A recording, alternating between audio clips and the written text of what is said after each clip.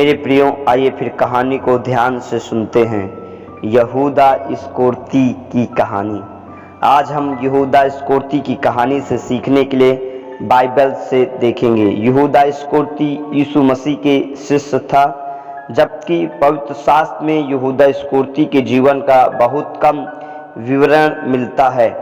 फिर भी इस बात की परवाह किए बिना कि बाइबल उसके जीवन का कितना लेखा जोखा देती है, इस यहूदा ने यीशु मसीह के जीवन में एक विभिन्न भूमिका निभाई थी।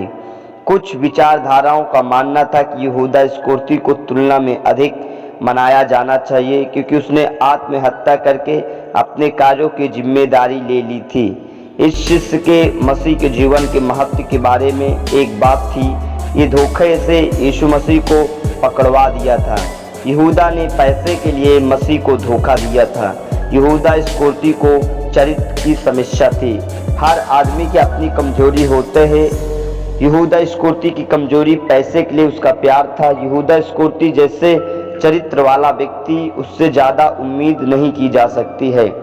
पृथ्वी पर मसीह के समय के दौरान लोगों ने उसकी सेवकाई के लिए चंदा दिए या पैसा यहूदा इस्करियोती की देखरेख में रखा गया था। पहले तो वह पैसे के साथ ठीक काम कर रहा था, हालांकि वह लंबे समय तक जारी नहीं रख सका, क्योंकि पैसे से उसका चरित्र बिगड़ गया था।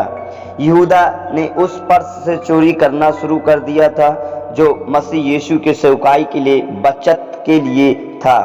उसने यह नहीं कहा कि उसने कंगालों की चिंता की, परंतु वह चोर था, क्योंकि उसके पास जो थैली थी, जो कुछ उसमें डाला जाता था, उसको उठा लेता था।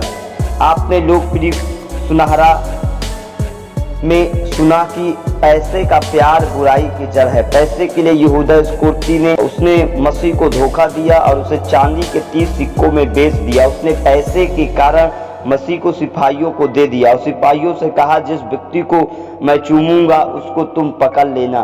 रात में यीशु मसीह को पकड़ने के लिए सिपाही लोग लाठी और डंडे लेके आए। यीशु मसीह बोले, तुम लोग मुझे चोर और डाकू समझते हो क्या, जो लाठियां लेकर मुझे पकड़ने आए हो? मैं प्रतिदिन मंदिर में बैठकर उपदेश देता हूँ, परंतु यह अंधकार का समय है। बाद में यहूदा बहुत दुखी होता है, पछताता है कि मैंने निर्दोष को फंसाया है, निर्दोष को मारने की प्लानिंग की है। चांदी के पैसे वापस कर देता है और जाकर अपने आप को फांसी देके आत्महत्या कर ली।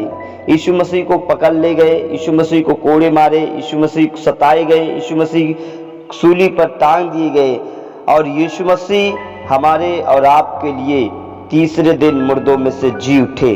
और आज भी प्रभु यीशु मसीह जीवित हैं और समस्त मानव जाति से प्रेम करते हैं और उन्हें जीवन देना चाहते हैं।